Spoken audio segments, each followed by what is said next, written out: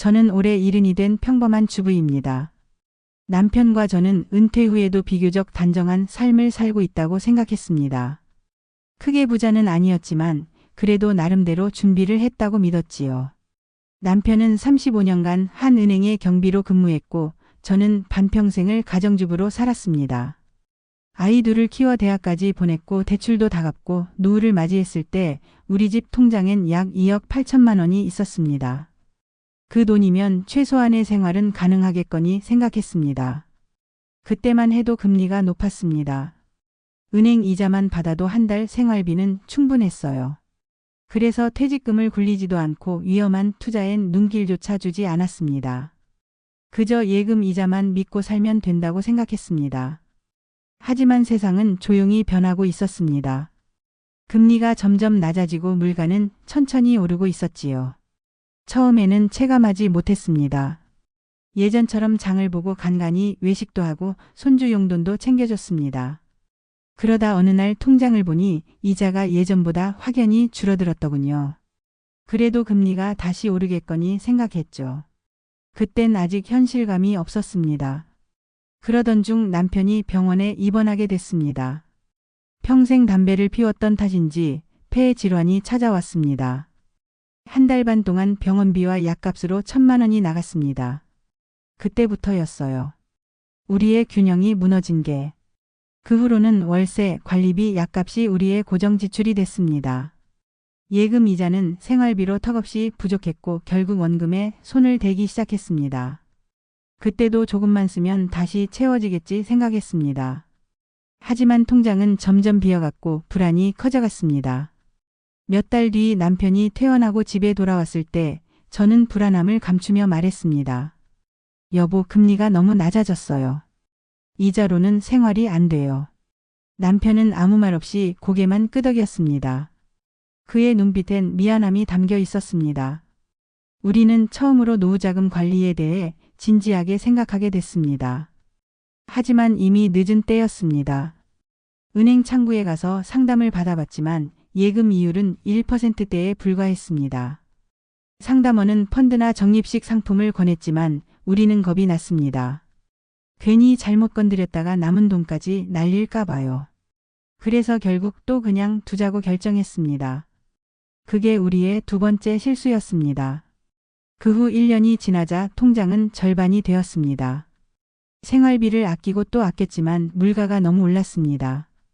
시장에 가면 1만 원짜리 지폐 한 장으로 사던 반찬이 이제는 2만 원이 되어 있었습니다. 매달 고정 비용이 늘어나면서 우리는 처음으로 월세를 밀리게 됐습니다. 그날 집주인에게 전화가 왔습니다. 이번 달 월세가 아직 안 들어왔어요. 그 말이 그렇게 부끄럽게 들릴 줄 몰랐습니다. 평생 남에게 손 벌리지 않고 살았는데 그날은 정말 숨고 싶었습니다. 그때부터 저는 새벽마다 잠이 깨기 시작했습니다. 통장 잔고가 떠오르고 앞으로 몇 달 뒤엔 어떻게 살아야 하나 하는 생각이 머리를 떠나지 않았습니다.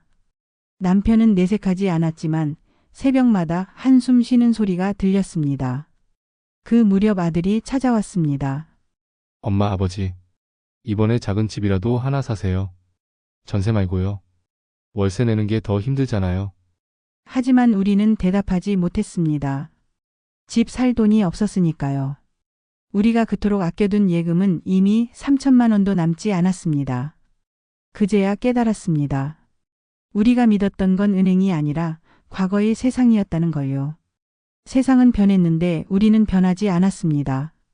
예전의 금리, 예전의 물가, 예전의 기준으로 지금을 살고 있었던 겁니다.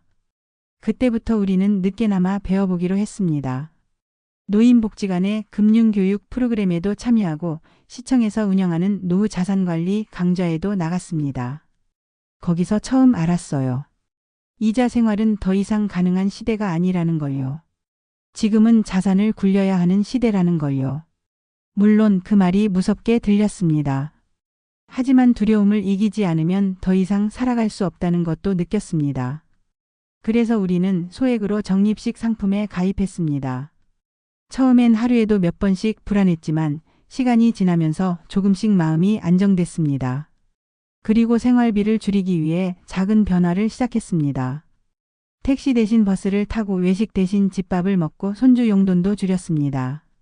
처음엔 미안했지만 가족들은 오히려 엄마 아빠가 행복하게 사는 게 더 중요해요 라며 웃어줬습니다. 그 말에 눈물이 났습니다. 이제는 통장 잔고를 볼 때마다 후회보다는 다짐이 듭니다. 남은 돈으로라도 또 한 번 제대로 배워야겠다고요. 늦었다고 생각할 때가 가장 빠를 때라는 말을 이제야 실감합니다. 저의 이야기를 들으시는 분들 중에도 저처럼 이자 생활만 믿고 계신 분이 있다면 꼭 말씀드리고 싶습니다.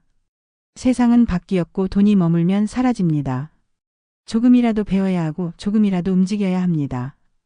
우리 세대는 평생 아끼고 모으는 법만 배웠지만 이제는 지키는 법도 배워야 하는 시대입니다. 저는 오늘도 노트에 하루의 지출을 적습니다. 그리고 작은 목표를 세웁니다.